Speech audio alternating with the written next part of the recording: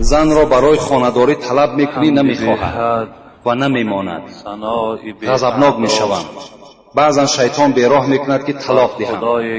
داملا آیا با مجبور رسیدن زن حلالی خود جایز است یا نه؟ این مسئله را چندین برادرای ما سوال کردند که وقتی که مثال ما میخواهیم با زنهای خود خانه‌داری کنیم، زنها ما را نمیگذارند که با آنها خانه‌داری کنیم. در این حالت ما خیلی غضبناک میشویم. باور کنیم میگه حتی میخواهیم که طلاقشان دهیم، یا در دل ما میگذارانیم که اگر روز شود رفته با واسطه پول است، با واسطه چیزی نباشد زنا میکنیم. گفته در دل من حتی همین وسوسه های شیطان پیدا میشود. من چند حدیث برای شما میخوانم. فکر میکنم که شاید که این اگر ثبت ما مثال به همون خواهر است، با همون اب است، با همون مادر برسد، شاید که از حدیث های پیغمبر خدا به یک مقصد و به یک تفکر بیاید. پیغمبر خدا میگوید لا یقعن احدکم علی امرأتی کما تقع البهیمه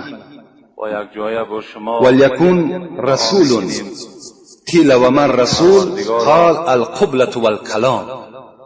پیغمبر خدا گفتند چگونه ای که حیوانها بالای حیوانها در حال سوار میشوند، شما با زنهای خود این چنین رفتار نکنید، بلکه پیش از آنی که شما خانه‌داری میکنید باید که یک رسول بفرستید.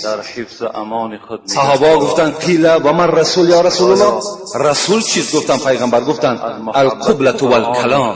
اولا گفتند زن را راضی کنید و دویم پیش از آنی که با زن خانه‌داری میکنید وی را بوسه کنید و بعد خانه‌داری کنید. این حدیث اول پیغمبر خداست. دویم اللهم جنبنا الشیطان و جنب الشیطان ما رزقتنا. بین پیغمبر خدا گفتند وقتی شما خانه‌داری میکنید سراسیمه نشوید، بلکه دعا کنید که پروردگارا از بین من و زنم شیطان را دور بساز و خدایا فرزندی که به ما روزی میگردانی وی را هم از وسواس شیطان نگه بدار. گفته دعا کن و بعدا با زن حلالی خدا چیکار کن؟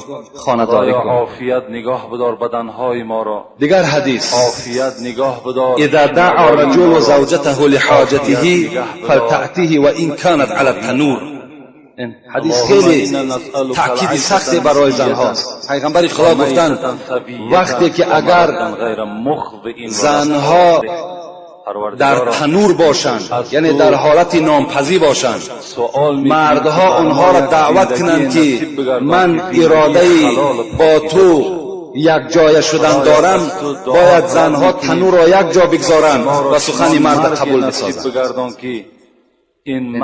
تا چه اندازه پیغمبر ما و شما حق شوهرها را بلند کردند.